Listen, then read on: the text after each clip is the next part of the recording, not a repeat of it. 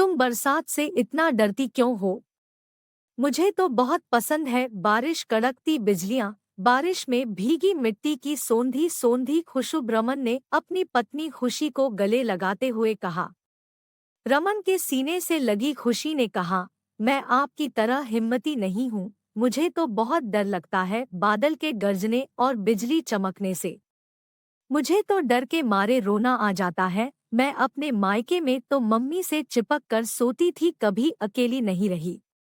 अच्छा जी, लेकिन तुम रोती बहुत हो, ये तो है हर छोटी छोटी बात में। अब वो बात खुशी की हो या गम की, करे तो एक फौजी की पत्नी हो तुम्हें तो निडर और साहसी होना चाहिए। अब तुम्हें खुद को बदलना होगा, क्योंकि अब तुम लड़की नहीं रही, अब तुम माँ बनने वाली हो। अब तुम्हारे कंधों पर ही सारी जिम्मेदारी है। घर, माँ, बाबूजी और बच्चों का सबका ख्याल तुम्हें ही रखना होगा। जो यूं डर कर या रो धोकर तो तुम कभी नहीं कर पाओगी। भगवान ना करे कल को कोई बात हो गई तक, रमन ने खुशी से कहा। खुशी ने तुरंत अपना हाथ रमन के मुंह पर रख दिया और कहा, भगवान के लिए चुप हो जाइए।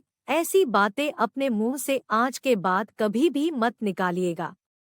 खुशी और रमन की शादी हुए अभी सिर्फ 3 साल ही हुआ था। खुशी 3 महीने की गर्भवती थी। रमन के पिताजी एक किसान और माँ एक सामान्य गृहिणी है। रमन भारतीय फौज में कैप्टन था, जिस पद प्रतिष्ठा को प्राप्त करने के लिए उसने बहुत मेहनत की थी, क्योंकि रमन के बचपन का सपना था भारतीय फौज में शामिल होना, जिसे उसे अपने बलबूते पर अपनी मेहनत से पूरा किया। रमन 2 भाई थे, लेकिन छोटा भाई कोई काम नहीं करता। वो पूरी तरह से रमन के पैसों पर ही आश्रित था। जिम्मेदारियों से वो बहुत ही दूर रहता। जिम्मेदारी का एहसास समझाने के लिए ही उसकी शादी खुशी और रमन की शादी के 1 साल बाद ही कर दी गई। लेकिन यहाँ तो सुधार की बजाय वो दोनों एक से भले दो हो गए थे। देवरानी की भी निगाह हमेशा रमन के ही पैसों पर रहती। वो स्वभाव से लालची और आलसी दोनों ही थी। ये बात रमन के माता पिता को बहुत अच्छे से पता हो गई थी। इसलिए शादी के 1 साल बाद ही उन्हें अलग कर दिया गया। अलग होते ही दोनों अपना खर्च खुद अच्छे से उठाने लगे। चालाकी की हद तो ये थी कि जब मन होता रमन से, वो दोनों फोन करके मदद मांग लेते और रमन भी छोटे भाई के मुंह में कर देता, जिस वजह से रमन की मां ने घर की सारी जिम्मेदारी खुशी के ही कंधों पर थी। खुशी के मायके में उसके पिताजी बचपन में ही गुजर गए थे। 2 भाई भाभी थे, लेकिन उनको कोई विशेष लगाव खुशी से नहीं था। खुशी की शादी भी उन्होंने सामाजिक लोकलाज के दबाव में की, लेकिन शादी के बाद उसकी मां के लाख कहने पर भी भाइयों ने अपनी बहन से कभी कोई रिश्ता नहीं रखा। उन लोगों ने उसे कभी फोन करके उसकी विदाई नहीं कराई थी। खुशी का जब अपनी माँ से मिलने का मन होता, वो खुद ही आती और मिलकर चली जाती। रमन सारे सच और अपनी पारिवारिक परिस्थितियों से अच्छी तरह वाकिफ था, इसीलिए उसे हमेशा अपने परिवार की चिंता लगी रहती। 1 महीने की छुट्टी बिताकर रमन वापसी ड्यूटी पर चला गया, वापस जल्दी आने का वादा करके। 9 महीने बाद खुशी ने 2 जुड़वा प्यारी सी बेटियों को जन्म दिया, जिसकी खबर सुनकर रमन बहुत खुश हुआ। उसने कहा, अभी छुट्टी नहीं मिली, लेकिन अगले महीने में पक्का आ जाऊंगा। छुट्टी की अर्जी लगा दी है। लेकिन तब तक सीमा पर कारगिल का युद्ध छिड़ गया और सभी सैनिकों की छुट्टियां कैंसिल कर दी गई। रोज टीवी पर सैनिकों की शहादत की खबरों को सुनकर खुशी का मन डर जाता। मन में तरह तरह के ख्याल आने लगते। उसका मन डर और किसी अनहोनी के आशंका से कांप उठता और वो रोने लगती। तो हर बार खुशी की सास कहती, तू इतनी कमजोर हो जाएगी तो बेटियों को कौन संभालेगा? और जरूरी तो नहीं कि हर सैनिक शहीद ही हो बेटा। डॉट खुद को मजबूत बना और अपनी बेटियों को भी मजबूत बना, क्योंकि एक मजबूत इच्छा शक्ति की माँ ही अपने बच्चे को मजबूत और दृढ़ इच्छा शक्ति का व्यक्तित्व बना सकती है और सही राह दिखा सकती है। दोनों बच्चों को गोद में लिए खुशी ने कहा, आप सही कह रही हैं मां जी, मैं अपनी बेटियों को उनके पिता की तरह मजबूत व्यक्तित्व का बनाऊंगी, मजबूर या डरपोक नहीं। अगली सुबह खुशी ने सास को चाय पकड़ाई और कहा, माँ, मैं रसोई में नाश्ता बनाने जा रही हूँ। तब तक ससुर जी ने लड़खड़ाते हुए कदमों के साथ कमरे में प्रवेश किया तो उनको खुशी ने पकड़ते हुए कहा, क्या हुआ बाबूजी, आपकी तबीयत नहीं ठीक है क्या? उनके चेहरे की गंभीरता और भाव देखकर खुशी को लगा कि कुछ तो हो गया है। लेकिन क्या? ससुर जी की हालत देखकर उसकी सास जोर जोर से रो रही थी। वो उनको झकझोरते हुए बोले जा रही थी, क्या हुआ जी? भगवान के लिए कुछ तो बोलिए, क्या हुआ? किसी से झगड़ा हुआ क्या? आप इतना बेचैन क्यों हैं? तब तक खुशी के मोबाइल पर फोन आया। देखा तो रमन का नंबर था। खुशी ने तुरंत झटके से फोन उठाकर एक सांस में बोला, हेलो रमन, तुम ठीक हो ना?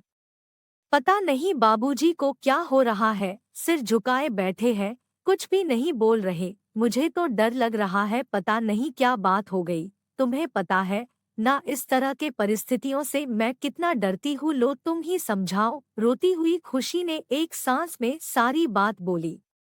तभी उधर से आवाज गूंजी, मैडम, मैं रमन नहीं, एक सिपाही बोल रहा हूँ। कैप्टन रमन युद्ध में शहीद हो गए।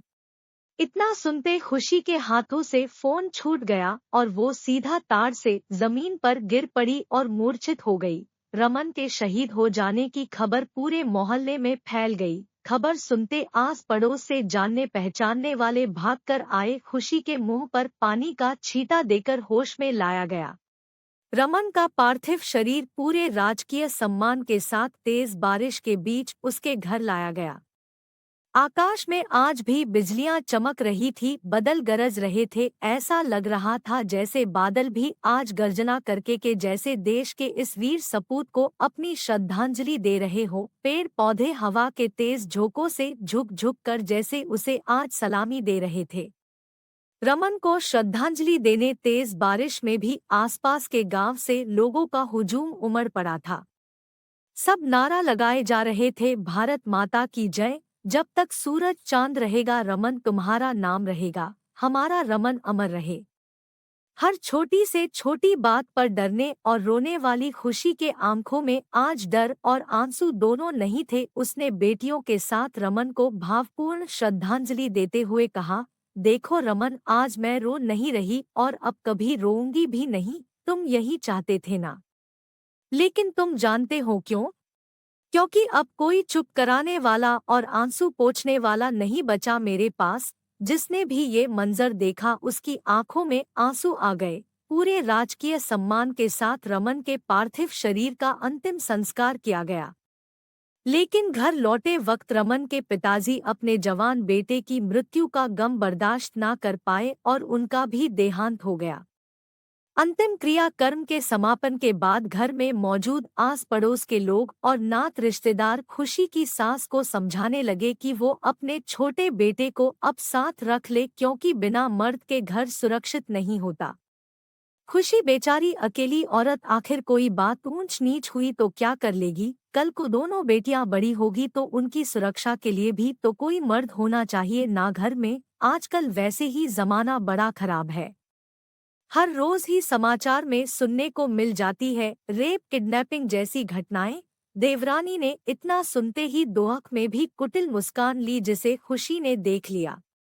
तब खुशी ने सबके सामने हाथ जोड़ते हुए नम्रतापूर्वक कहा, आप सभी का बहुत बहुत शुक्रिया मेरे दोहक में शामिल होने के लिए, लेकिन आपकी राय मुझे नहीं मंजूर। मैं कभी भी इन लोगों को अपने साथ नहीं रखूंगी। रही बात हमारी तो ये सही है कि मैं और मांझी एक औरत है, लेकिन बेचारी अबला या कमजोर नहीं। हम दोनों एक मजबूत औरत है। मैं एक शहीद की पत्नी हूँ और मांझी एक शहीद की माँ, और शहीद की पत्नियाँ और माँ कभी कमजोर नहीं होती। हम सब काफी हैं एक दूसरे को संभालने के लिए। और रही बात मेरी बेटियों के सुरक्षा और सुरक्षित भविष्य की, तो मैं उन्हें इतना काबिल और बहादुर बनाऊंगी कि वो अपनी सुरक्षा स्वयं कर सके। इतना सुनते खुशी की देवरानी का मुंह बन गया, क्योंकि उसकी निगाह तो रमन को मिलने वाले पैसों पर और पेंशन पर थी। उसने सोचा कि वो एहसान और अधिकार दोनों जमा लेगी, लेकिन खुशी ने ऐसा कहकर उसके सारे मंसूबों पर पानी फेर दिया। समय तेजी से पंख लगाकर उड़ गया, बेटियां बड़ी हो गई थी। आज भी तेज बरसात हो रही थी, बादल गरज रहे थे, बिजली कड़क रही थी, लेकिन आज खुशी हाथ में कॉफी का मग लिए खिड़की पर बैठी पुरानी यादों में खोई हुई बरसात की बूंदों को देख रही थी।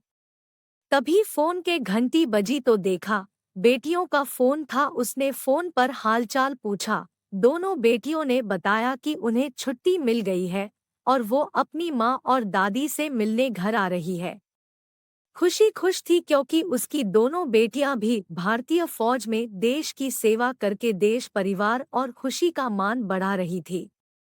बरसात की रात, खिड़की के बाहर गरजते बादल, कड़कती बिजली। खुशी ने रमन की तस्वीर को सीने से लगाते हुए कहा, देखो रमन, मैंने तुमसे किया अपना वादा पूरा किया। तुम्हारी तरह तुम्हारी दोनों बेटियां भी फौज में ही भर्ती हुई। तुम्हारी बेटियां तुम्हारी तरह निडर और बहादुर है। वो छोटी छोटी बातों में रोती नहीं मेरी तरह। अब तो तुम खुश हो ना? वैसे एक बात तो तुमको बताना ही भूल गई, अब मैं भी छोटी छोटी बातों में नहीं रोती। मित्रों, यहीं पर ये कहानी खत्म होती है। अगर आपको ये कहानी अच्छी लगी हो तो इस चैनल को सब्सक्राइब करें, लाइक करें, ताकि हम आपके लिए ऐसे ही अच्छी कहानियाँ लाते रहें। जय हिंद, जय भारत।